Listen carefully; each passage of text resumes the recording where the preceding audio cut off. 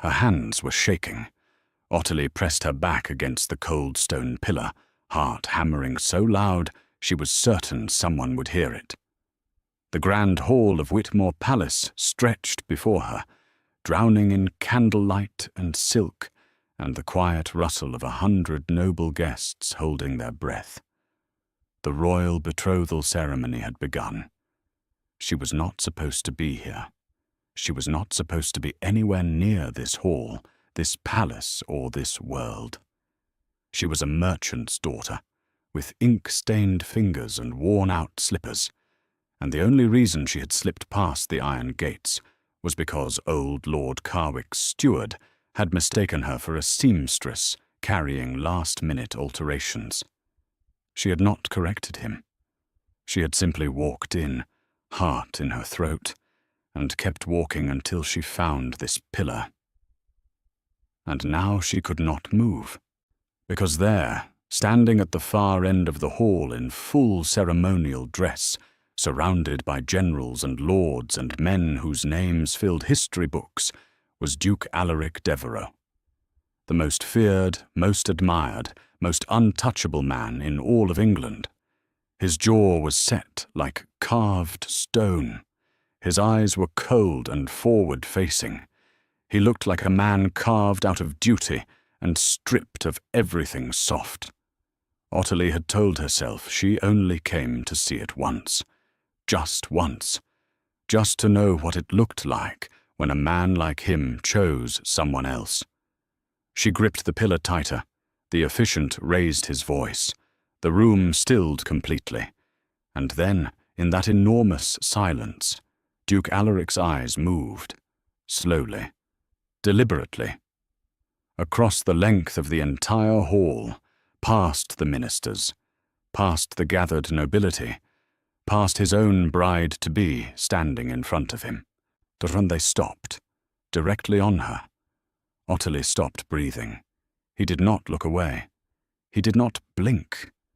And then, in front of every lord, every lady, every person whose opinion could ruin a life or build a legacy, Duke Alaric raised one hand and said, in a voice that carried to every corner of that gilded hall, "Stop the ceremony." The room erupted, and Ottilie's world cracked open. Now, before we go further, tell me something. If you were standing in that hall when the Duke said those words, what would you have done? Would you have run or stayed? Drop your answer in the comments and tell us where you are watching from. It helps more than you know. And if this story already has your heart, please hit the subscribe button. We are just getting started.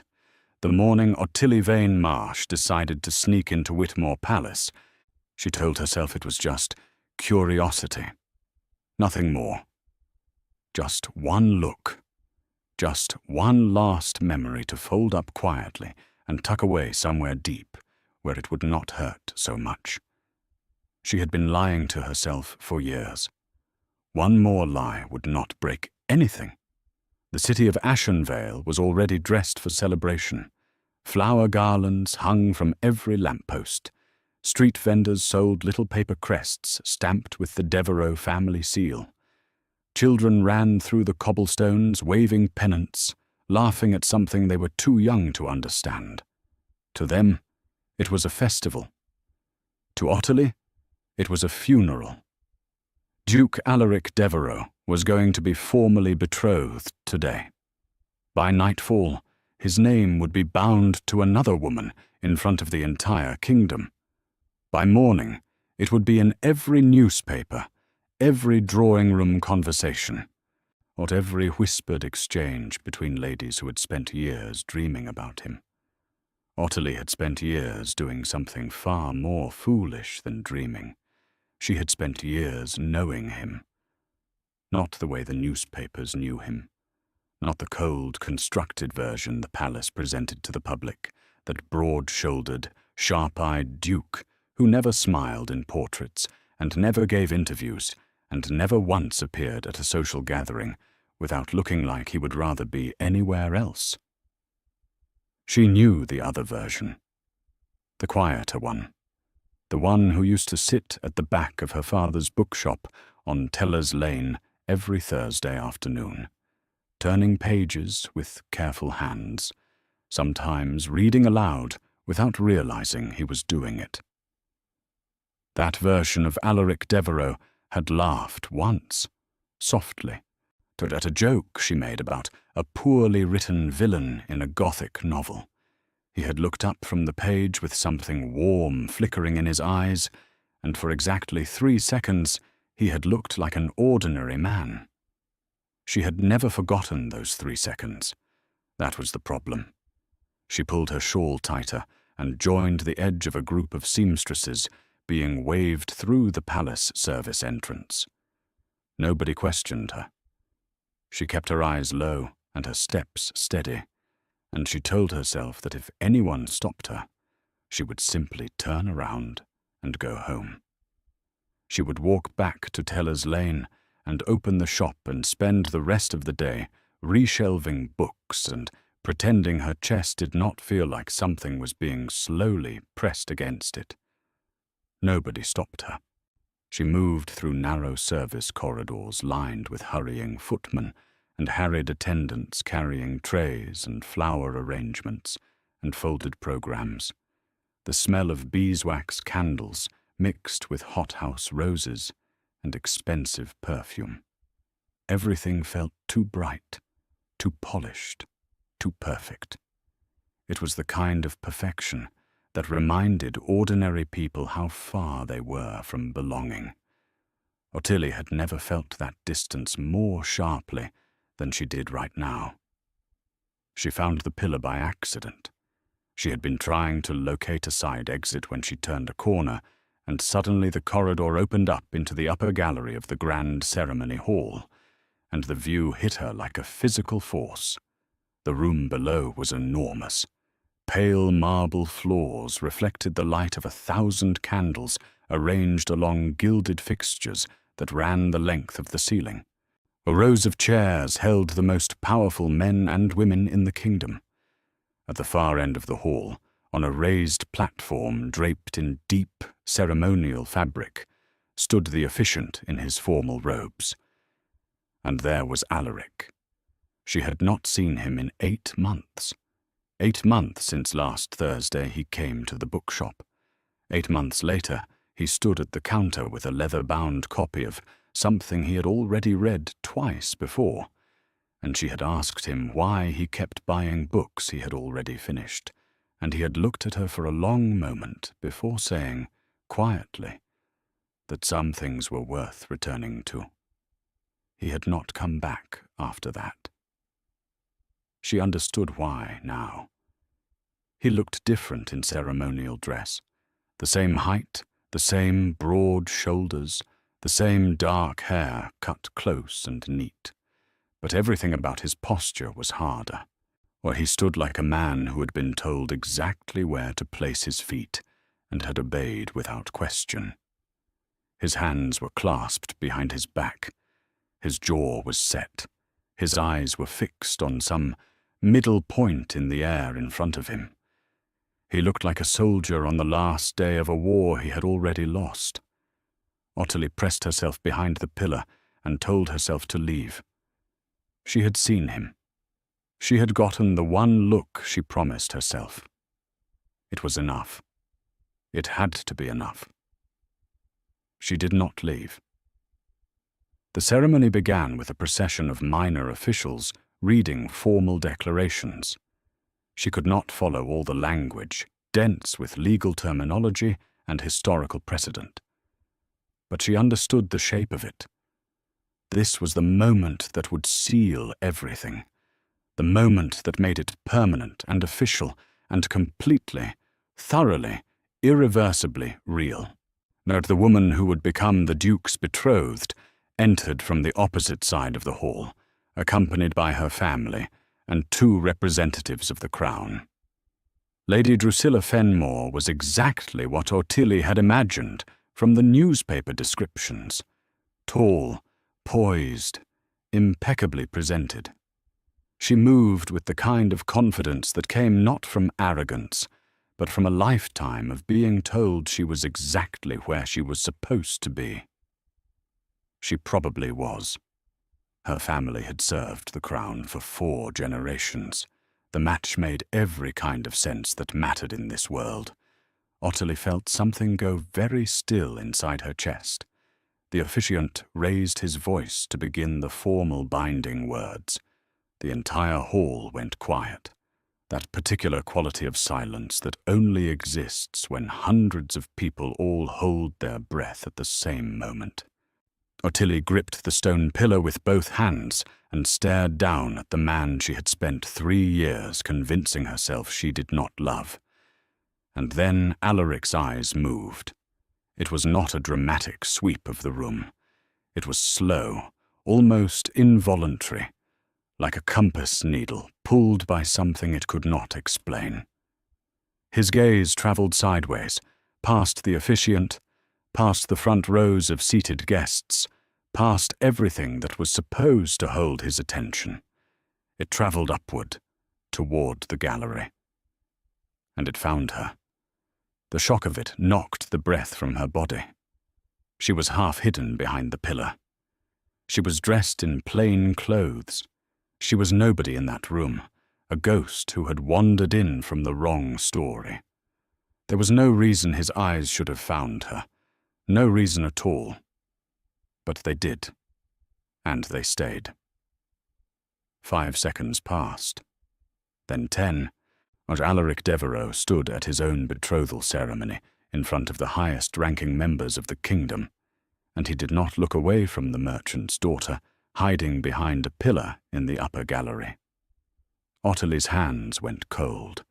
His expression didn't change, not visibly, but something shifted behind his eyes, something that moved too fast for her to name, something that looked almost like the way a man looks when he has been holding his breath for a very long time and has suddenly remembered what it feels like to breathe. The officiant continued speaking. Alaric raised his hand. "Stop the ceremony." The words were not loud. They did not need to be. The quality of his voice in that hall, deep and absolutely certain, made every other sound in the room disappear. For 1 full second, nothing moved. Then everything moved at once. The officiant stopped mid-word and stared.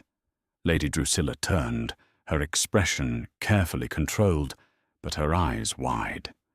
The assembled guests erupted in a low, urgent wave of sound, whispers crashing into each other like water. 2 of the Crown's representatives rose from their seats. Lord Fenmore, Drusilla's father, stood up so fast his chair scraped loudly against the marble floor.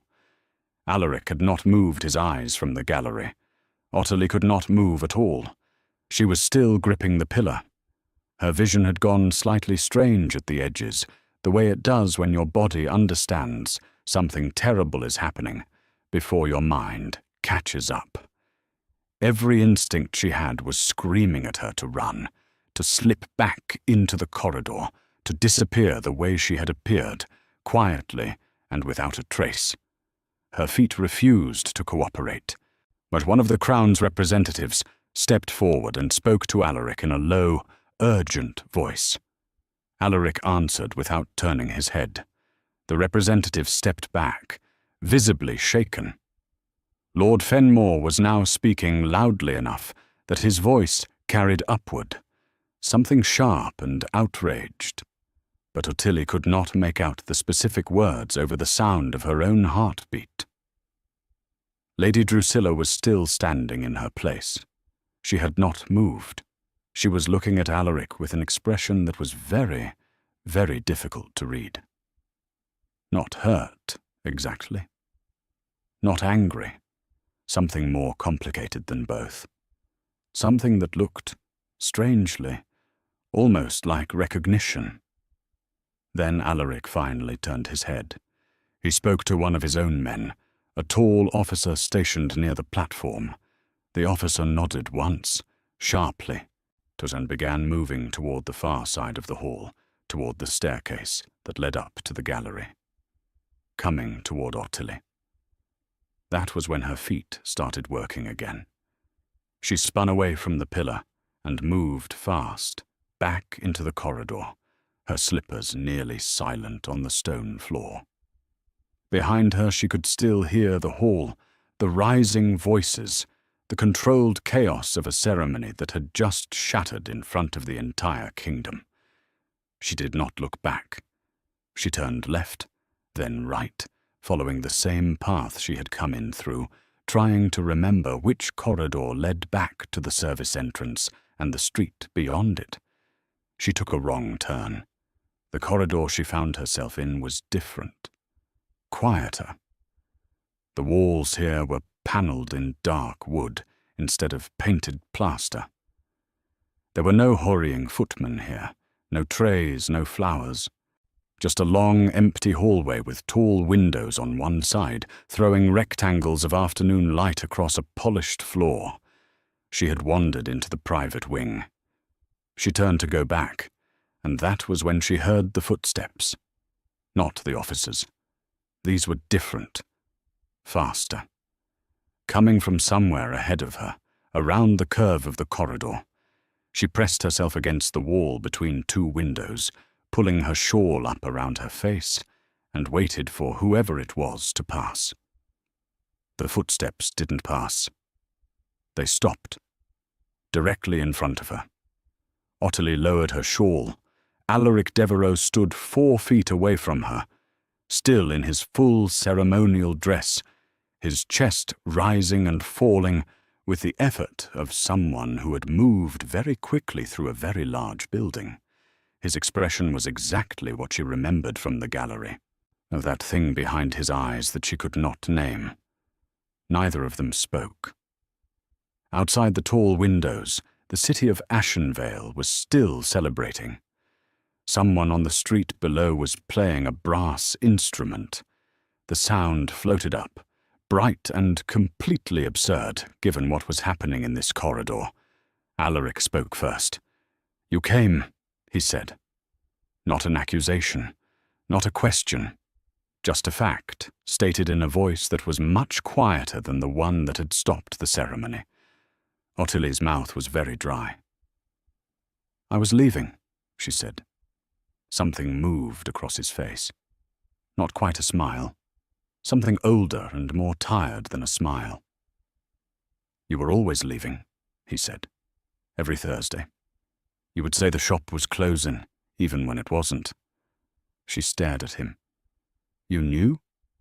"I knew," he said, or the brass instrument on the street below played a cheerful little phrase, completely unaware that somewhere above it, in a private corridor of Whitmore Palace, 2 people were standing in the wreckage of something that had never been allowed to begin. The silence between them was not empty. It was full of everything that had never been said, pressing against the walls of that corridor, like water against glass. Ottilie could hear her own breathing. She could hear the distant, muffled uproar still rolling through the ceremony hall somewhere behind them. She could hear, faintly, the sound of quick footsteps belonging to people who were probably looking for both of them right now. Alaric did not seem to hear any of it. He was looking at her the way he used to look at certain pages in certain books, like he had found the sentence he had been searching for, and was afraid that if he looked away, it would rearrange itself into something else. "You stopped the ceremony," she said. Her voice came out steadier than she expected. "Yes." "In front of everyone?" "Yes." "Alaric." She pressed her back against the wall, needing the solidity of it. "Do you understand what you have just done?" "Perfectly," he said. That single word landed in her chest, like a stone dropped into still water. He meant it. That was the terrifying part. There was no confusion in his face, no panic, no sign that he was only now beginning to understand the weight of what he had done. He had understood it before he did it. He had done it anyway. She felt something crack open in her, something she had spent a long time sealing shut. "You cannot," she said. "Alaric, or you cannot do this. Not for me. I am nobody here. I am a merchant's daughter who snuck into your ceremony and hid behind a pillar. This is not a story that ends the way you are looking at me like it will." "You always did that," he said. She blinked. "Did what?" "Told me what was possible before I had the chance to say what I wanted." He took one step toward her, just one, and stopped. "You used to do it with the books, too. I would reach for something and you would say, 'Oh, that one is heavy-going. It might not be what you are looking for,' before you even let me open it." She remembered. She also remembered that he had always opened the books anyway. "This is not a book," she said. "No," he agreed. "It is considerably more complicated." From somewhere in the palace, a door slammed. Then voices, multiple voices, for the kind that belonged to men who held official positions and were not pleased. Alaric turned his head slightly toward the sound, then turned back to her, with no visible change in his decision. "You need to hear something from me," he said, "and I need you to stand still long enough to hear it. Can you do that?" Ottilie wanted to say no. Every sensible part of her was already calculating exits, measuring the distance back to the service corridor, composing the careful story she would tell herself later about why none of this had happened. But she was still standing against the wall. Her feet had betrayed her again. "Say it quickly," she said. He did not say it quickly. He looked at her for a moment first, like a man organizing something heavy, making sure he could carry it without dropping it. "The Thursdays," he began. "I didn't come for the books." She had known that. She had not known that she had known it until this moment, and the knowing of it hit her differently now, here, in this corridor, with the ceremony hall still echoing somewhere behind him. "The first time was an accident," he continued. "My carriage had a broken wheel on Teller's Lane, and your shop was the only dry place to wait. You were arguing with a delivery man about a water-damaged crate. You were completely right and completely furious, and you did not notice me come in for 20 minutes. Something changed in his voice, softer. "When you finally did notice, you did not treat me like a duke." "I did not know who you were," she said. "I know," he said. "That was the second reason I came back." The voices were getting closer. Ottilie heard her name. No, not her name. Oh, nobody here knew her name. Just raised voices demanding to know where the Duke had gone. Someone was coming down this corridor. She could hear the footsteps. 2 sets, maybe 3, coming from the direction of the main hall. Alaric heard them too. His jaw tightened slightly. "There is a room at the end of this corridor," he said, low and fast. "Second door on the left. Go inside and stay there. Do not open the door unless you hear me knock 3 times. She stared at him. "You want me to hide?" "For now," he said. "Yes." "This is—" she started, and stopped. There was no word large enough for what this was. "I know," he said. "Go." She went. The room was a small sitting room, clearly used for private meetings rather than habitation. A writing desk, several chairs, a cold fireplace. The kind of room where difficult things were decided and then never spoken of again. Ottilie shut the door behind her and stood in the middle of it with her hands pressed flat against her thighs, listening. She heard Alaric's voice in the corridor, calm and authoritative, something she could not fully make out. She heard another voice, older, clipped with barely restrained outrage.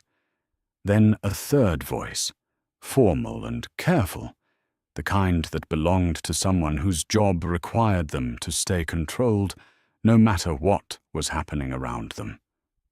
Then silence. Then footsteps moving away. Then nothing. She waited. The cold fireplace offered no comfort. The writing desk had a leather-bound ledger on it, closed, with no name on the cover. Ottilie looked at the chairs and did not sit, or sitting felt like accepting that this was a situation she was staying in. She was not staying in this situation. She was going to walk out of this room, out of this palace, back to Teller's Lane, and she was going to spend the rest of the week pretending this day had not happened. She was still standing in the middle of the room when the 3 knocks came. She opened the door. Alaric was alone now. Whatever he had said to the men in the corridor had worked, at least temporarily, but the expression on his face had shifted. There was something in it now that had not been there before.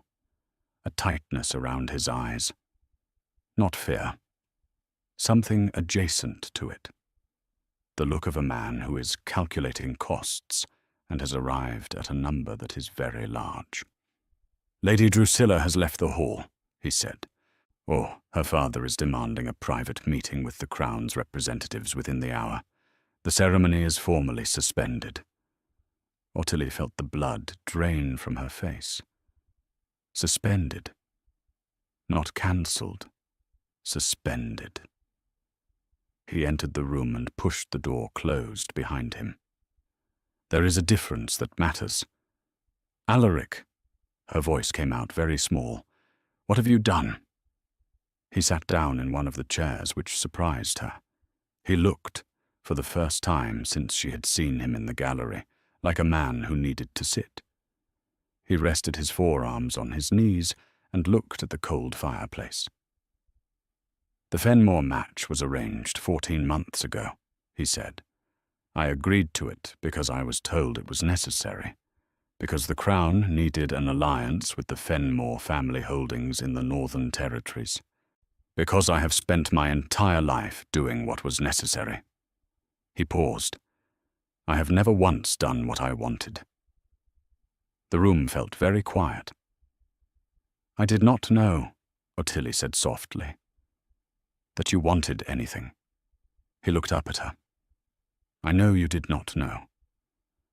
I was very careful to make sure of that." Something about that landed differently than she expected. Not warm.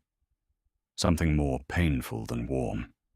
The realization that the careful distance she had always felt between them had been built deliberately, from his side, with intention. "Why?" she asked. "If you felt, if there was something, why did you maintain that distance for 3 years and then stop your own betrothal ceremony in front of the entire kingdom? Why not one or the other? Why that extreme?" He was quiet for a moment. "Because for 3 years I told myself it was impossible. I told myself you were right, that it was not a story that could end the way I wanted it to. I made my peace with that. I agreed to the Fenmore match, and I told myself that was the correct, responsible, appropriate thing to do." He looked at the fireplace again. "And then I was standing in that hall today, and someone was about to speak the words that would make it permanent, and I looked up and saw you behind that pillar." She could not breathe properly. "You looked," he said, "exactly the way you looked the first time you realized I had been coming to the shop on purpose. Like you were trying very hard not to feel something you were already feeling." Ottilie sat down. Her legs had given up pretending they were going to carry her anywhere. "You cannot walk away from the Fenmore alliance," she said. "You know that. Or the Northern Territories, the Crown's approval, your family's position, All of it depends on— I know what depends on it, he said. I am not asking you to pretend the consequences do not exist. I am asking you to let me think through them with someone who will not simply tell me what I should do. She looked at him. This man who had stopped a royal ceremony, who had left the most powerful room in England to chase a girl through the private corridors of the palace because she had tried to run, who was now sitting across from her in a cold room asking her to help him think. He had always done that in the bookshop, brought problems he could not voice directly, hidden inside the themes of novels, waiting for her to find them. She had always found them. Tell me the full shape of it, she said. All of it, or not the version you would tell the Crown's representative. The real one. He looked at her with that expression again, the one she still could not fully name. It was somewhere between relief and grief, which should not have been possible, but there it was. The Northern Territories matter, he began, but the specific clause in the alliance agreement is not actually tied to a marriage. It is tied to a formal military partnership between the Devereux estate and the Fenmore holdings. The marriage was the mechanism the two families preferred, but it is not the only mechanism that satisfies the Crown's requirement. Ottilie went very still. Does Lord Fenmore know that? Lord Fenmore does not want to know it, Alaric said. His preference is marriage, because it gives his family a permanent tie to the Devereux name. He constructed the negotiation carefully to make the marriage feel like the only option. But it is not, she said slowly. No, he said. It is not. She looked at him. He looked back at her. Outside the palace, somewhere in the streets of Ashenvale, the city was still celebrating a betrothal that had already fractured at its center. Paper crests with the Devereux seal were still being sold by vendors who did not know yet that everything had stopped. You knew this before today, Ottilie said. You knew there was another mechanism. Yes, he said. Then why did you agree to the marriage? He was quiet for a long time. The kind of quiet that is not evasion, but weight. Like someone picking up something very old and heavy and deciding whether to hand it to another person or set it down alone. Because, he finally said, the alternative mechanism requires the Duke of Devereux to formally name a different alliance partner, and the only person I have ever wanted to name, his voice dropped very low, sells books on Teller's Lane. The brass instrument on the street had stopped playing. In its absence, the room was completely silent. Ottilie sat across from the Duke of Devereux in a cold sitting room in the palace he had just thrown into chaos, and she understood, with a clarity that was almost painful, that this moment was not the beginning of something. It was the surface of something that had been building for 3 years under both their feet, without either of them admitting the ground was moving. You should have told me, she said. Would you have believed me? He asked. She opened her mouth, closed it. No, she would not have, or she would have said exactly what she had said in the corridor, that she was nobody here, that it was not a story that ended that way. She would have been very logical and very sensible and very wrong. No, she admitted. He nodded. Like that answer confirmed something he had already decided. I know, he said. So I waited. And I was too careful for too long. And then today happened. A sharp knock came at the door. Not 3 knocks. One, hard and official. Both of them looked at the door. Your Grace. The voice outside was controlled, but had steel running through it. The Crown's first representative is requesting your immediate presence. This is not optional. Alaric stood, He straightened his ceremonial jacket with the automatic, practiced motion of someone who had been doing it since childhood, but for a moment he looked exactly like what he was. A duke. A man whose every breath had political consequence. A man whose life had very little room in it for what he actually wanted. Then he looked at Ottilie. "Stay in this room," he said. "Please." "I am not very good at staying," she said. "I know," he said. "Stay anyway." He opened the door and walked out, and the door clicked shut behind him, and Ottilie sat alone in the cold room, with the unlit fireplace, and the closed ledger on the desk, and the full, enormous, impossible weight of what was happening pressing down on her from every direction. She sat very still, and she stayed. She counted the minutes by the sounds. First came the heavy footsteps of officials moving through the corridor outside. 3 sets, maybe 4, all purposeful and sharp. Then came a longer stretch of quiet that was not really quiet at all, but filled with the low, indistinct murmur of voices from somewhere deeper in the palace. Then a door, somewhere far away, opened and closed, with enough force to suggest that whoever had closed it wasn't pleased. Ottilie sat in the chair Alaric had used, and tried to think clearly. It was not working. She kept returning to the same image. Alaric stood in that hall, in full ceremonial dress, surrounded by the weight of the kingdom, raising his hand and saying those words with the certainty of someone who had already counted the cost and paid it before anyone else even knew a bill had arrived.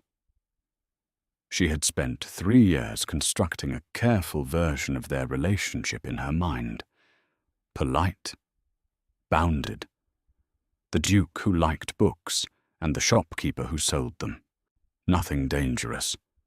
Nothing that could not be walked away from cleanly. She had been so committed to that version that she had missed what was actually happening. Or rather, she had seen it and refused to name it, which was worse. He had not missed anything. He had seen all of it and carried it quietly for 3 years and said nothing, because he had known, correctly, that she would have retreated the moment he spoke. She pressed her hands together in her lap and stared at the cold fireplace. The door opened. Not Alaric. A young woman came in fast, closing the door behind her with practiced quiet.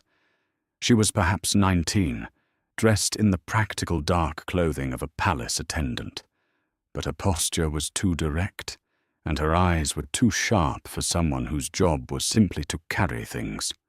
She looked at Ottilie with an expression that was assessing rather than surprising.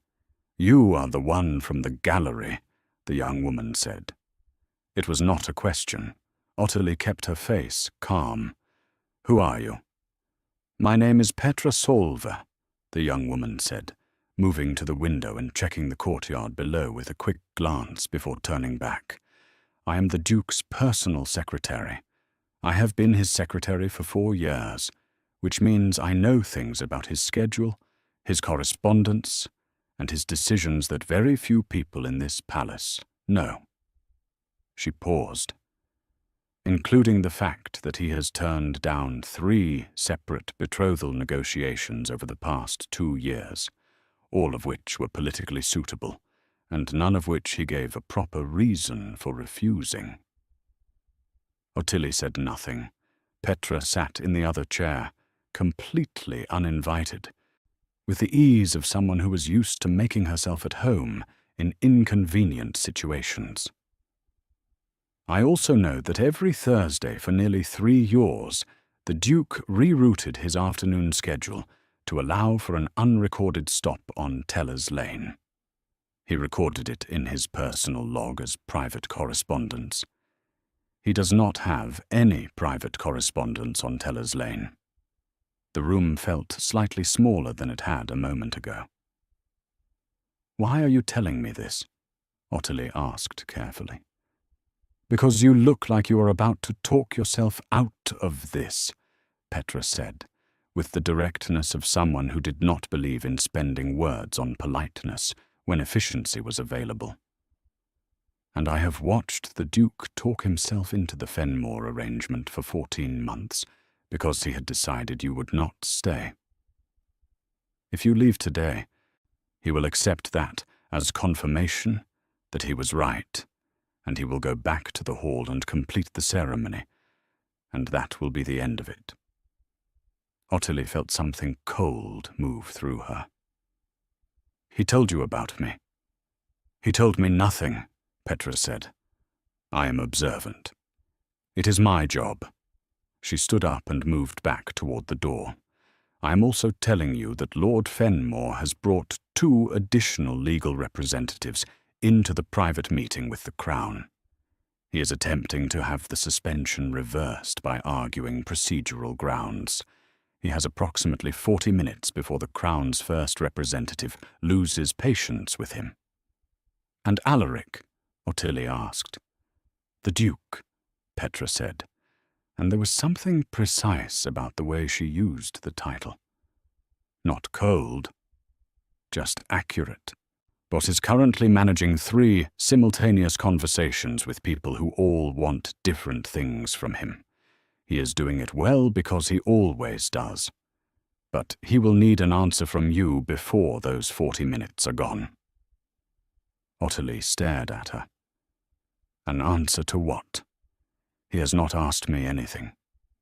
Petra looked at her with the expression of someone who has watched intelligent people miss obvious things and has learned not to be surprised by it. He asked you to stay, she said. For a man like him, that is everything. She left. Ottilie sat with that for a long time. Outside the window, the afternoon light had shifted. The celebration in the streets below had quieted somewhat, perhaps because word was beginning to travel that something had gone wrong at the palace, or perhaps simply because the early afternoon energy had worn itself out, or the paper crests and pennants were still there, hanging in the still air, cheerful and oblivious. She thought about Teller's Lane, about the shop with its narrow shelves and the particular smell of old paper and linseed oil, and the candle she kept burning on the counter in winter because the drafts came in under the door. She thought about her father, who was probably in the back room right now, cataloguing a new delivery and wondering where she had gone off to. She thought about the life she had, small and known and entirely hers. Then she thought about Alaric in that hall, his hand raised, his voice carried to every corner of the room. 2 words that had cracked the entire ceremony open like a stone through glass. Stop the ceremony, for her, and because she was behind a pillar in the gallery and he had seen her, and something in him had decided, in the space of a breath, that 3 years of careful silence was enough. She stood up. She did not leave through the main door. Petra had left it slightly unlatched, and through the gap Ottilie could hear voices still moving through the corridor, official and purposeful. She moved to the window instead. The courtyard below was 2 stories down, but there was a narrow ledge, and below that a section of lower roof connected to a garden wall. She had climbed worse as a child. Her father's bookshop had a rear wall that backed onto the canal, and she had navigated that particular route so many times as a girl that her hands still remembered the handholds. She was not running. She needed to be clear about that with herself. She was not leaving. She was moving, which was different. She needed to reach the private meeting room before those 40 minutes were gone, and she was not going to get there through a corridor full of Crown officials who would stop her before she took 3 steps. So she went through the window. The ledge was narrow but solid. The lower roof section held her weight. The garden wall was old stone with plenty of grip. She dropped into the formal garden below without any injury worse than a scuffed palm, straightened her shawl, and looked at the rear entrance of the palace's private wing. There was a footman at the door. Young, alert, clearly not expecting a woman to come over the garden wall. Otterly walked toward him with the absolute confidence of someone who was supposed to be exactly where they were. "I have an urgent message for the Duke's secretary," she said, before he could speak. "Miss Solve is expecting me. If you delay me, she will want to know why." The footman hesitated for exactly long enough to make a mistake. He opened the door. She was inside. The private wing was quieter than the main palace, but not empty.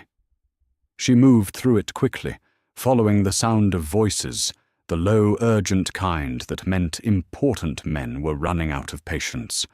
She turned a corner and found herself at the end of a wide hallway with several closed doors. One of them had 2 crown guards stationed outside it, standing at the particular kind of attention that meant the conversation inside was extremely significant. That was the room. She could not go through the guards. She turned and found a narrow door set into the paneling, the kind used by servants, slightly ajar. She slipped through it and found herself in a thin passage that ran parallel to the main hallway. She followed it until the voices grew louder, and she found the place where a section of the passage wall met the back of the meeting room, close enough that she could hear almost clearly. Lord Fenmore's voice was the loudest. He was not shouting, but he had the particular forceful quality of a man who was accustomed to getting his way through sheer certainty. The Devereux family had made a formal commitment. His daughter had been publicly placed in a position of humiliation. This suspension was unlawful, and the Duke's behavior was an affront to the Crown alliance that had been agreed upon in good faith. The Crown's first representative answered in a much quieter, more measured voice. As suspensions of ceremony were within ducal authority under Charter, the matter would be reviewed. Lord Fenmore should allow the process to proceed. Then Alaric's voice. Steady, not raised, absolutely unmovable. He was not arguing with Fenmore. He was not defending himself. He was doing something more difficult. He was redirecting. Every time Fenmore pushed toward the marriage, Alaric turned the conversation back to the military partnership clause, the actual Crown requirement, the mechanism that existed separately from the betrothal. He was winning. Slowly, carefully, with great precision, he was dismantling the Fenmore argument from the inside. But Fenmore was not finished. "You will tell me," Fenmore said, his voice dropping to something quieter and more dangerous than the outrage had been, "exactly why you stopped that ceremony. And you will tell me who the woman in the gallery was, because I had eyes in that room, Your Grace, and I saw where you were looking when you raised your hand." A pause. "She is no one you know," Alaric said. "That is not an answer," Fenmore said. "It is the only one I am giving you," Alaric said. "What happens next, between this family and the Devereux estate, will be decided on the terms of the Crown Charter, Lord Fenmore. Not on personal grounds. I suggest you instruct your legal representatives accordingly." The Crown's representative made a sound that might have been approved. Otterly stood in the narrow passage with her back against the wall, and her hand pressed over her mouth, and her eyes burning in a way that had nothing to do with dust. He had not named her. He had protected her in a room full of powerful men who could have made her life very difficult by simply refusing to name her. And he had done it while simultaneously, methodically, carefully dismantling the trap that had been built around him. She thought about what Petra had said, that for a man like him, asking her to stay was everything. She thought about 3 years of Thursdays. She thought about a man who had come back again and again to a small bookshop on Teller's Lane, not for the books. She pushed herself off the wall and went to find a way back into the corridor. She was going to be there when he came out of that room. She found a position near the end of the hallway, just past the guard's sight line, but close enough that she would see the meeting room door when it opened. She waited with her back straight and her hands folded in front of her, as in the posture of someone who was supposed to be there. 2 other palace staff passed her without a second glance. She had been waiting perhaps 20 minutes when the meeting room door opened and the Crown's first representative emerged with 2 assistants. He looked like a man who had just resolved something complex and was now moving on to the next complex thing. Lord Fenmore came out behind him, followed by his legal representatives. Fenmore's face was controlled, but the control was costing him something. His jaw was tight. His eyes were flat, with the particular quality of a man who has lost a round and is already planning the next one. He saw Ottilie. She saw the moment he recognized her, not by name, not specifically, but as the woman from the gallery. His eyes stopped on her face and sharpened, and for a moment the 2 of them looked at each other across the width of the hallway. Then Alaric came through the door. He saw Fenmore looking at her at the same moment. He saw her. Something moved fast and decisively through his expression. He stepped between them, not aggressively but absolutely, placing himself in the physical space between Ottilie and Fenmore with the smooth certainty of someone who had assessed the situation in a single second and acted. "Lord Fenmore," he said, addressing the older man without turning his back on the hallway. "The Crown's representative will have the revised partnership terms to you by Thursday. I trust you will find them satisfactory." Fenmore's gaze moved from Ottilie to Alaric, a long, cold assessment. Then he nodded once, stiffly, and turned and walked away with his party following behind him. Alaric turned to Ottilie. "You went through the window," he said. "The corridor was full of officials," she said. "I told you to stay in the room." "I stayed long enough," she said. "And then I needed to be here." He looked at her. His ceremonial jacket was still impeccable. His posture was still ducal, but his eyes were the same as they had been in the corridor earlier, open in a way she was not used to seeing on this particular face. "Did you hear the meeting?" he asked. "Enough of it," she said. He nodded slowly. "Then you know that the Fenmore situation is not fully resolved. He will push again, through other channels. He is not the kind of man who accepts a single setback." "I know," she said. "And you understand that what I am proposing, what today has started, I will not be simple or quiet or without consequence. I understood that before I climbed out the window," she said. Something shifted in his face, that thing she had never been able to name. She was closer to naming it now. It was the look of a man who had expected the worst for so long that being given something else felt genuinely disorienting. "Ottilie," he said. Her name in his voice was different than she had ever heard it. At the bookshop he had always used it carefully, with the slight formality of a customer addressing a proprietor.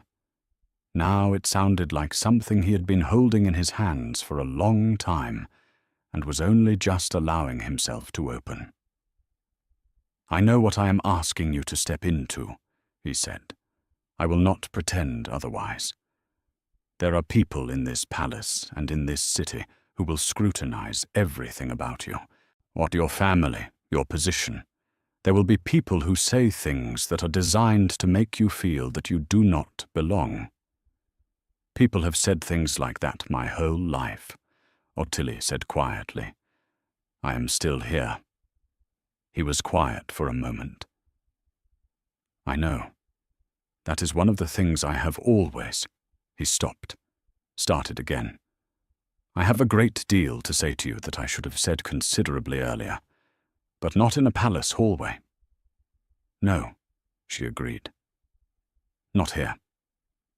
Petra appeared at the far end of the hallway, moving toward them with a folder of documents and the brisk walk of someone managing 17 things simultaneously. She stopped beside Alaric and handed him 2 letters and a folded card. The Crown's representative has confirmed the meeting for tomorrow morning. Lady Drusilla's party has left the palace grounds. And your aunt has arrived. Alaric went very still, Ottilie noticed. Your aunt? She asked. The Dowager Duchess Renata Devereux, Petra said, with the precise neutrality of someone who had strong feelings they were professionally required to suppress. She arrived approximately 15 minutes ago. She is currently in the south drawing room, requesting tea and an explanation, in that order. Alaric closed his eyes for exactly 1 second, then opened them. Tell her I will be there shortly. Petra looked at Ottilie, then back at Alaric, with an expression that managed to convey that she had opinions about this situation without actually expressing them. She nodded and walked away. Your aunt, Ottilie said again. She is, Alaric said carefully, a person of strong views. Does she know what happened today? She knows, he said, or she was on her way to the city already for the ceremony. She will have heard within minutes of it happening. He paused. She will want to meet you. Ottilie felt something in her stomach shift. Today. If I bring you to the south drawing room, yes. If I do not, she will find another way, and that will be more difficult for everyone. He looked at her with an expression that was almost apologetic. She is not unkind. She is direct, and she holds strong opinions, and she will ask you things that are none of her business. But she is not cruel. Wonderful, Ottilie said. He almost smiled. It was not quite a smile, but it was the closest thing to one she had seen on his face in 8 months, and it landed somewhere behind her ribs and stayed there. You do not have to, he said. I can take you out through the east gate right now and see you safely back to Teller's Lane. No one would stop you. Today would still have happened, and we would still need to speak properly, but you would not have to walk into a drawing room and sit across from my aunt on the same afternoon you climbed out of a palace window. Ottilie thought about that for a moment. What is she like? She asked. Actually? Not the diplomatic version. He considered this with the seriousness it apparently deserved. She decided at the age of 34 that she was finished pretending to enjoy things she didn't enjoy, and she has held to that principle for 20 years. She is occasionally exhausting and usually right. I think I understand her, Ottilie said.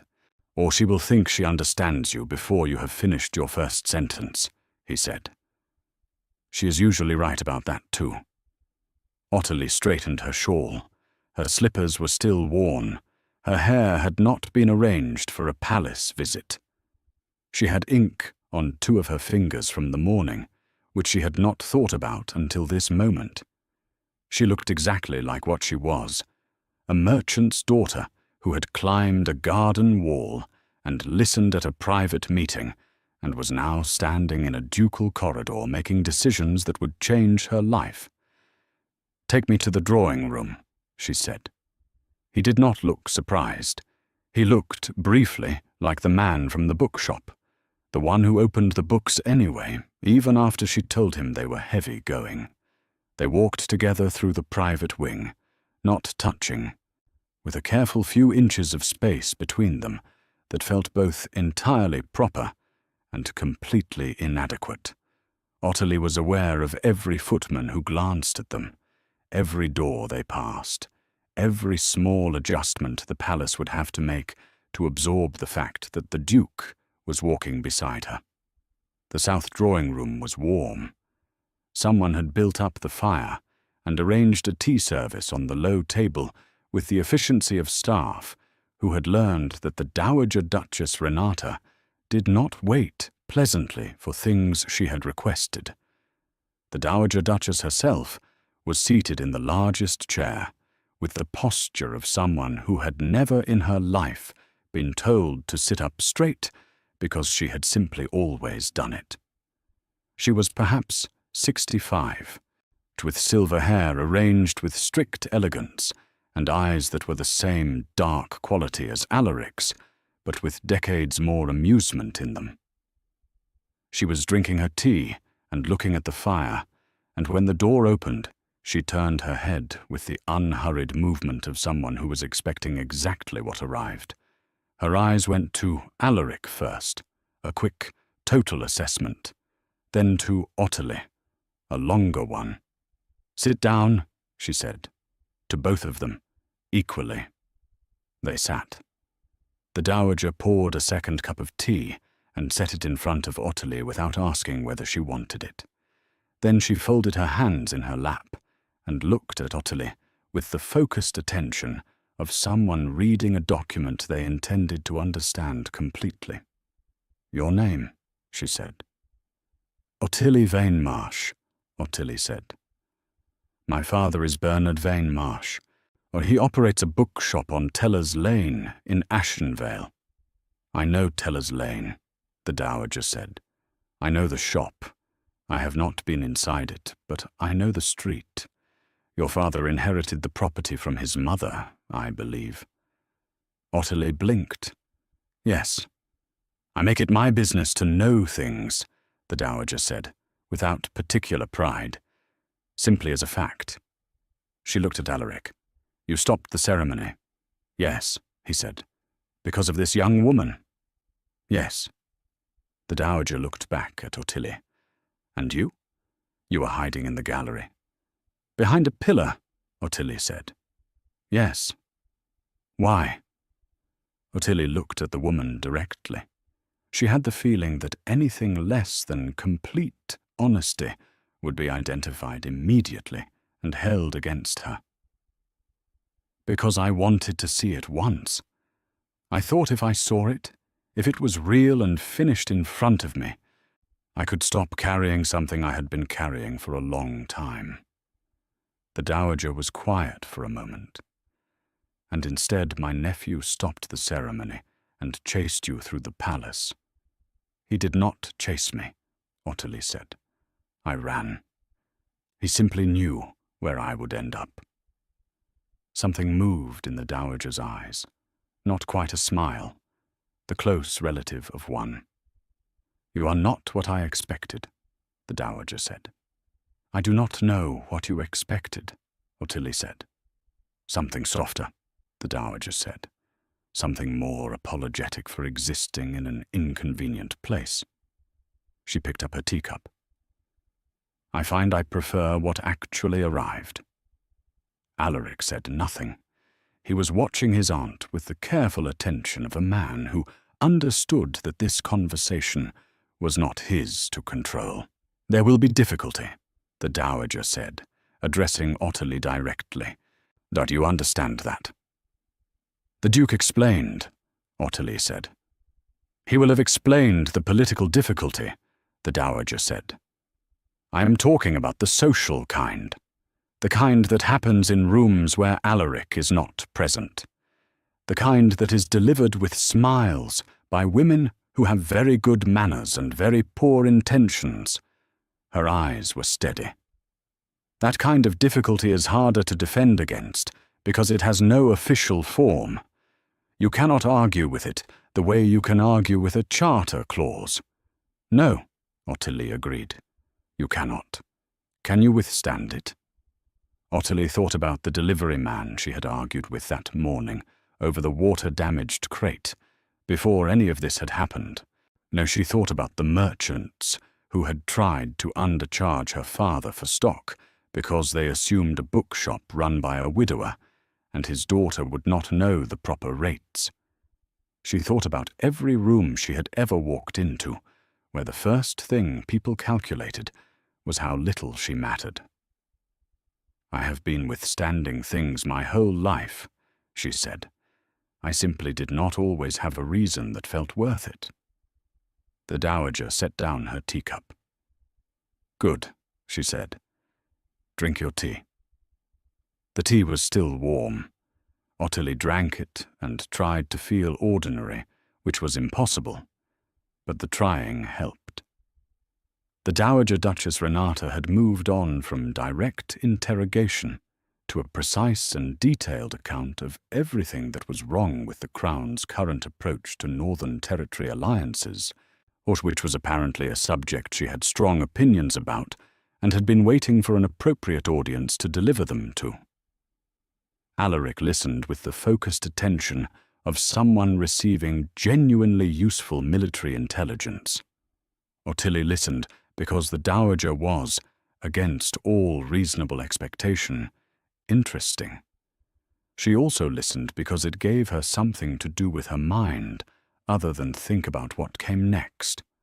What came next was enormous.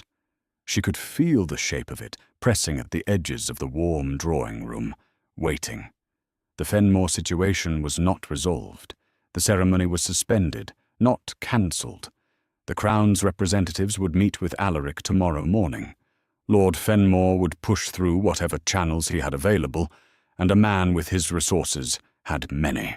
At the city outside was still draped in celebration bunting for a betrothal that had broken apart at its centre.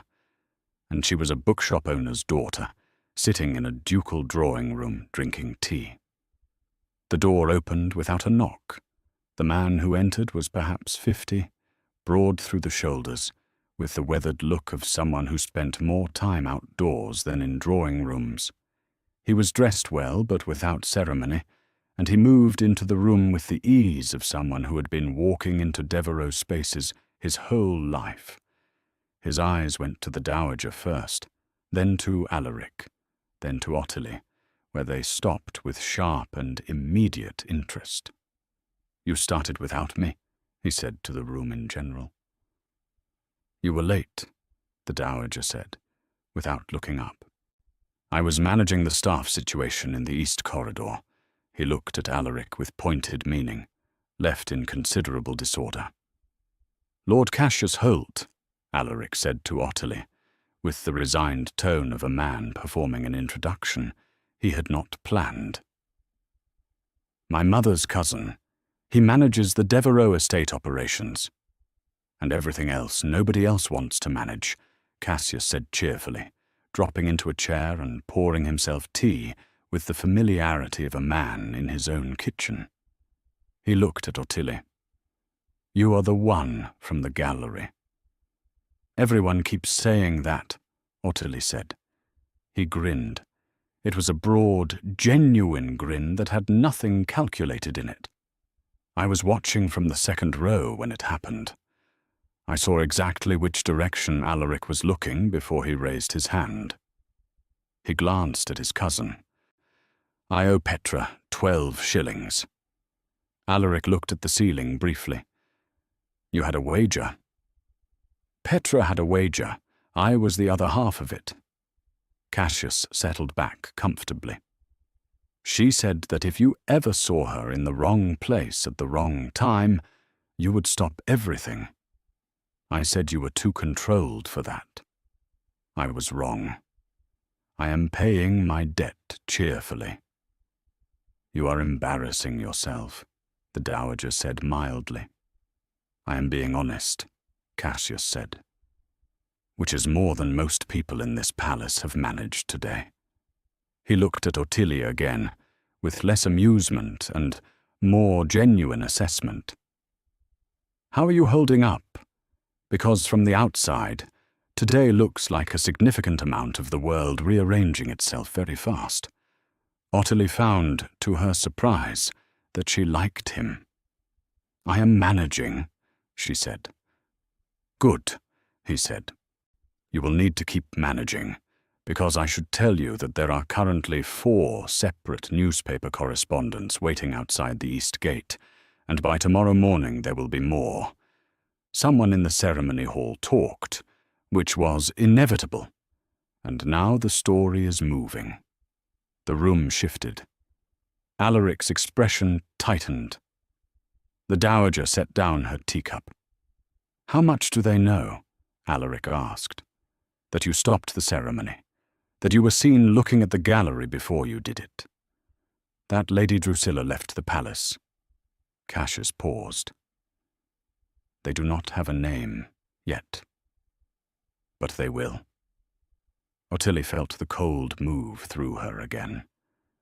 Her name in the newspapers, her father's shop on Teller's Lane, her father, who was probably still in the back room cataloguing deliveries with no idea that his daughter had walked into the center of the kingdom's most significant social event and stayed there.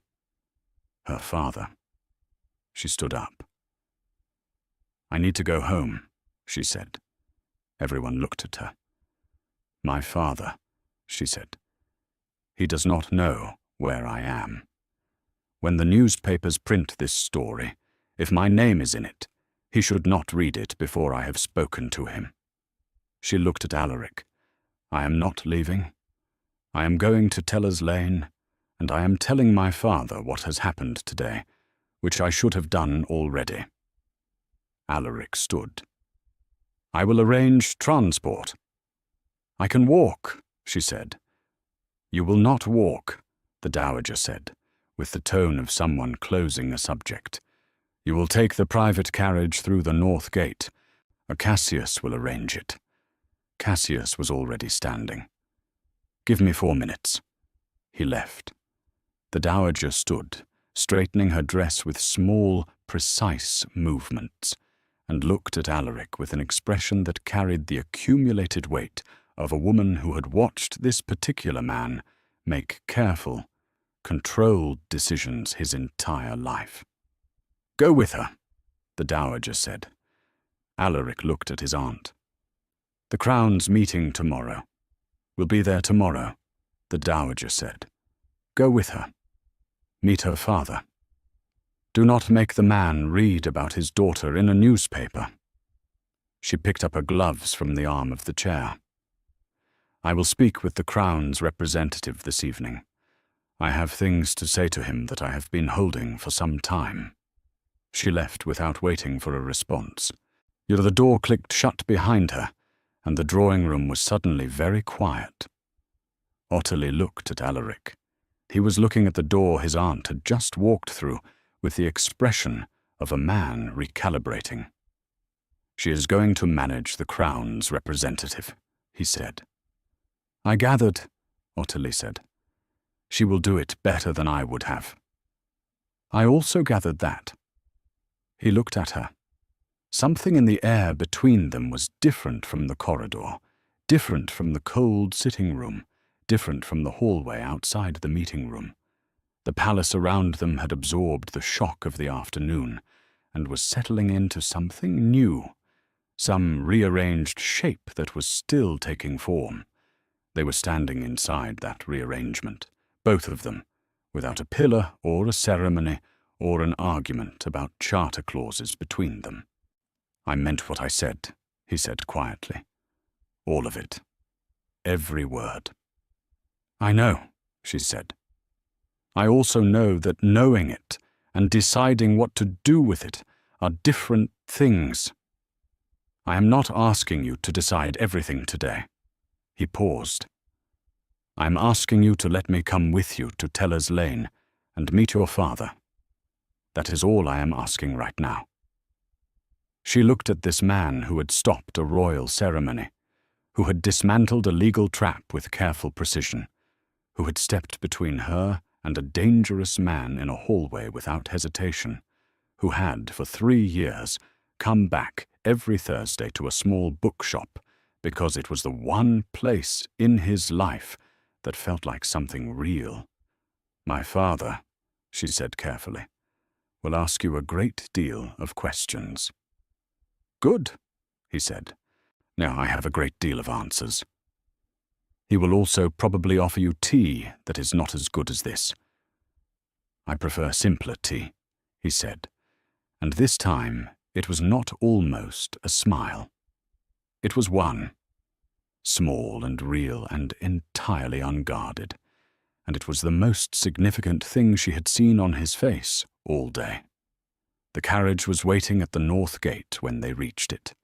Cassius had managed it in 3 minutes instead of 4, which Ottilie suspected was typical. Petra was there too, handing Alaric a folded note and speaking quickly into his ear about tomorrow's schedule. 2 of the Devereux household guards fell in behind the carriage at a discreet distance, present but not intrusive. Ottilie climbed into the carriage and settled against the seat, and watched the palace gates close behind them through the rear window. And the city of Ashenvale moved past the carriage windows, the same streets, the same lamp-posts, the same garlands hanging from every post, the same paper crests with the Devereux seal. Everything that had been there this morning when she had walked toward the palace with her shawl pulled tight and her heart hammering. All of it is the same. All of it is completely different. Alaric sat across from her, watching the city with the contained attention of a man who was accustomed to processing complicated situations quietly. He had removed the most formal elements of his ceremonial jacket in the interest of being slightly less conspicuous, but he was still, unmistakably, the Duke of Devereux, sitting in a carriage heading to a bookshop on Teller's Lane. "She will have questions," Ottilie said. "Your aunt." "She always has questions," he said. "No, she also almost always already knows the answers." "Will she support this?" Ottilie asked. "When it becomes fully real, when the newspapers have the story, and the Crown has made its decisions, and Fenmore has made his next move, will she stand beside it?" He did not answer immediately. She appreciated that. A fast answer would have felt like comfort rather than truth. "Yes," he said, finally. "She will. Not because she is sentimental about it. Because she has watched me be dutiful and careful and entirely correct for my entire adult life, and she decided a long time ago that correct was not the same as good." He paused. "She told me once, 3 years ago, that I was building a life that looked exactly right from the outside and had nothing warm in it. I told her she was being dramatic." "Was she?" Ottilie asked. "No," he said. The carriage turned onto Teller's Lane, and the familiar narrowness of the street closed around them. The bookshop was the 4th building on the left, with its small painted sign and its window display of carefully arranged seasonal titles, and its door that always stuck slightly in cold weather. The light was on inside, which meant her father was still in the shop, which meant she had approximately 30 seconds before everything changed for him too. She put her hand on the carriage door. "Ottilie," Alaric said. She looked at him. "Whatever your father says," he said, "whatever he asks, I want you to know that I am not here, because today was dramatic, and I acted without thinking. I am here because I have thought about very little else for 3 years, and today was the first moment I chose to stop being careful." He held her gaze. "I will not go back to being careful." She looked at him for a long moment. This man who had been careful for so long that stopping must have felt like stepping off a ledge, who had done it anyway, in front of everyone, without asking her first, because he had known she would have stopped him. He had known her well enough to know exactly how to reach her. "Come inside," she said. "Meet my father." She opened the carriage door and stepped out onto Teller's Lane, and the familiar smell of the street hit her, stone and river, and the faint trace of printer's ink that always hung around the block. The shop door stuck slightly when she pushed it, as it always did. Bernard Vane Marsh was behind the counter with a pencil behind his ear and a delivery ledger open in front of him, exactly where she had known he would be. He looked up when the door opened, with the automatic expression of a shopkeeper greeting a customer, and then he saw Ottilia's face, and the expression changed. He was a quiet, perceptive man. Her father. He had raised her alone since she was 7, and he had learned, over those years, to read her face the way he read difficult texts. Carefully, without rushing to conclusions. He looked at her. Then he looked past her, at the man who had followed her through the door. His pencil stopped moving. "Dad," Ottilie said, "there is something I need to tell you." Bernard Vane Marsh had a method for difficult conversations. He closed the ledger. He put down the pencil.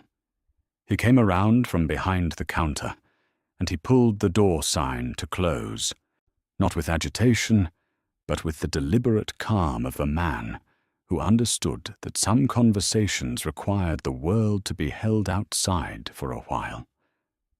Then he looked at his daughter, and the Duke of Devereux, standing in his bookshop between the shelf of travel narratives and the shelf of collected poetry, and he said, "I will put the kettle on."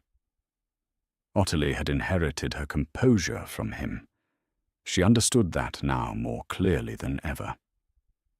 They sat in the back room, the 3 of them, among the delivery crates and the cataloguing shelves and the small stove that Bernard kept going through winter and sometimes through spring, because the back room never fully warmed. The tea he made was strong and slightly too hot and served in mismatched cups, and Alaric drank it without comment and with what appeared to be genuine appreciation. Ottilie told her father everything. Not the managed version, not the careful version. All of it, from the moment she had slipped in behind the seamstresses to the moment she had stood in the private corridor with Alaric, to the cold sitting room and the servants' passage and the garden wall and the drawing room with the Dowager Duchess. She told it straight through without softening the parts that made her look foolish, because her father had never once in her life made her feel foolish for telling the truth. Bernard listened the way he always listened. Completely, without interrupting. When she finished, he was quiet for a moment, looking at his tea. Then he looked at Alaric. "You came to my shop every Thursday for 3 years, Bernard said. It was not a question. He said it the way a man says something he has quietly known for a long time and is only now giving a name to. "Yes," Alaric said. "You never introduced yourself by your proper title?" "No." "Why not?" Alaric was quiet for a moment. "Because the moment I did, the nature of every conversation in this shop would change. And the conversations in this shop," he paused, "were the only ones I had that felt honest." Bernard looked at his daughter. Something passed between them, the particular communication of 2 people who have lived closely enough together that words are sometimes unnecessary. Then he looked back at Alaric. "My daughter is not a political arrangement," he said, quietly, without aggression, but with a solidity beneath it that did not bend. "She is not a solution to a problem, and she is not a public gesture. What if what happened today was about the ceremony and not about her specifically?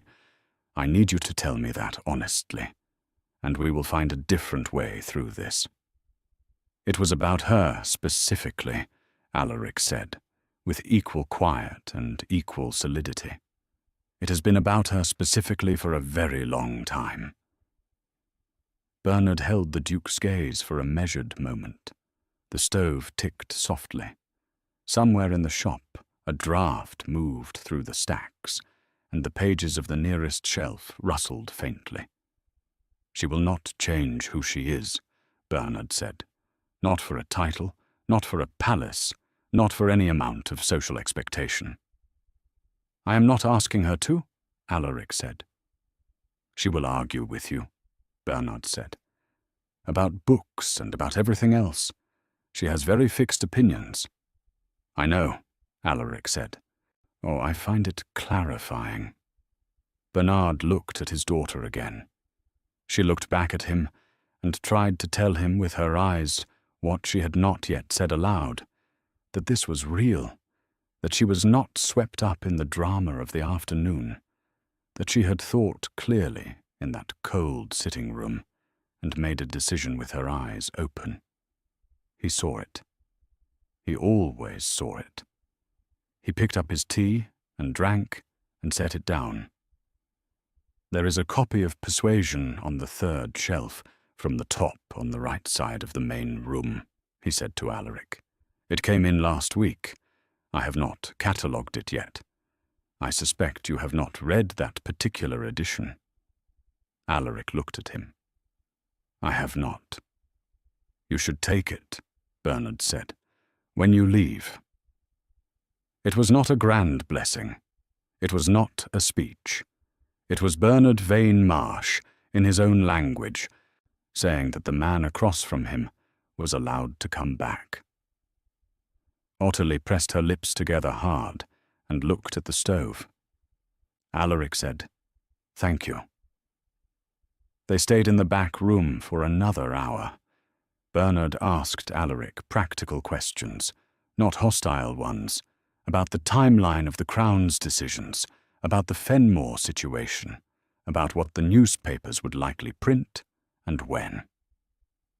Alaric answered all of them directly, including the parts where the answers were not yet certain. He did not oversimplify or offer reassurance that was not grounded in something real. Her father, Ottilie noticed, was watching the way Alaric handled uncertainty, watching it closely and finding it acceptable. When Alaric finally stood to leave, Bernard walked him through the shop to the door with the quiet courtesy of a man in his own home. He took the copy of Persuasion from the third shelf and handed it over without ceremony. Alaric took it with both hands, which was the right way to receive a book from someone who had chosen it for you. At the door, Alaric turned back to Ottilie. "Tomorrow morning," he said. "The Crown's meeting will begin at 9. My aunt will have spoken with the first representative tonight. Cassius will have the revised partnership terms prepared. The situation will begin moving toward resolution." He paused. "I would like you to know the outcome before it appears in the newspapers." "How will I know?" she asked. "I will come and tell you," he said. Simply, like it was the most obvious thing. She nodded. He held her gaze for a moment, with that expression she had finally named, and sometime between the corridor and the carriage and the back room with the mismatched cups. It was not hope, exactly. It was something quieter and more settled than hope. It was the look of a man who had finally put something down that he had been carrying alone for too long, and found that the ground beneath him was solid. He left. The carriage moved away down Teller's Lane, and the sound of it faded into the ordinary noise of the evening street. Bernard came to stand beside his daughter in the doorway. "Well," he said. "Well," she said. They stood there for a moment, looking at the street with its garlands and its paper crests, and its lamplight beginning to come on as the afternoon shifted toward evening. "The newspapers will be terrible," Bernard said. "Yes," she agreed. "People will say things." "Yes. You are sure," he said. "What not a challenge. just a father making sure the ground beneath his daughter was as solid as she believed it to be. She thought about the pillar, about hiding behind it, gripping the cold stone, telling herself that one look would be enough to make her stop feeling what she felt. She thought about how wrong that had been, and how the wrongness of it had been completely visible to everyone except her.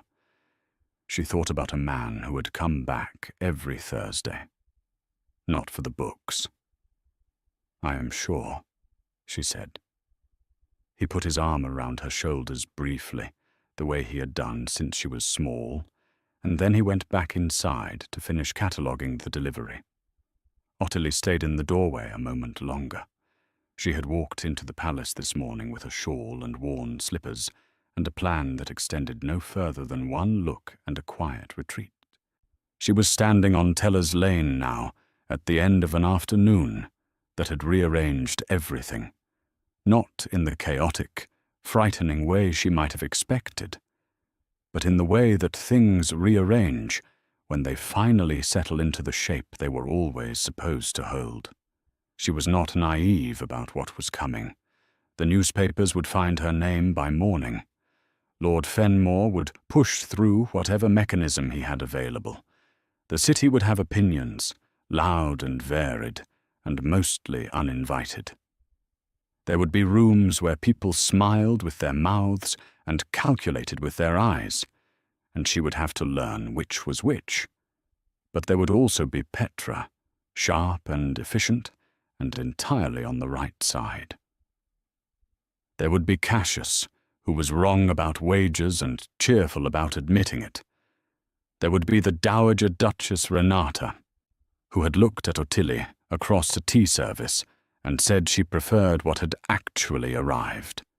And there would be Alaric, who had known her well enough to know she would run, who had known, somehow, exactly where she would end up. She went back inside and picked up the second delivery ledger from the counter, the one her father had not started yet, and she sat down on the stool behind the counter and she began to work. Because the shop did not stop needing to run, because the world had rearranged itself, because her father's cataloguing system had 17 subcategories that only the two of them understood, because normal things, continued alongside enormous things, were how a person kept their footing. She worked until the light outside had gone fully dark, and the lamp on the counter was the brightest thing on the street. Or then she heard it. Footsteps on Teller's Lane. Stopping outside the shop, the familiar small sound of the door sticking slightly and then giving. She looked up. Alaric stood in the doorway with the copy of Persuasion under one arm and an expression that was different from every expression she had seen on his face today. Quieter, more unguarded. The ceremonial jacket was gone entirely. He looked, for the first time since she had seen him in that hall, like the man from the Thursday afternoons, the one who turned pages with careful hands and sometimes read aloud without realizing. "The Crown's representative agreed to the revised terms this evening," he said. "My aunt was very persuasive." "She would be," Ottilie said. "The Fenmore matter will require further management, but the ceremony will not be reinstated." He paused. "It is finished." She looked at him, standing in the doorway of her father's shop with a book under his arm and the lamplight catching the edge of his face, and she thought about 3 years of Thursdays and all the things that had been true between them that neither of them had said. "You came back," she said. "I told you," he said quietly. "Some things are worth returning to." She had sold him that line once, years ago, in a conversation about a book he had already read twice. He had stored it. He had kept it. He had just given it back to her, in this doorway, at the end of this impossible day, as precisely and carefully as he did everything. She got up from the stool. She crossed the shop floor, past the travel narratives and the collected poetry, and the shelf of new arrivals that needed cataloguing, and she stopped in front of him, close enough that the lamplight reached them both equally. "The door sticks," she said. "You should come all the way in." He stepped inside. The door swung shut behind him with its familiar, small resistance, and then the click of the latch, and then the quiet of the shop closed around them both. Outside on Teller's Lane, the garlands moved in the evening wind. The paper crests with the Devereux seal caught the lamplight as they turned, bright and small, spinning gently above a street that did not yet know it was part of a story that had just found its real beginning. Alaric set the book on the counter. Ottilie looked at it, then at him. "Will you come back on Thursday?"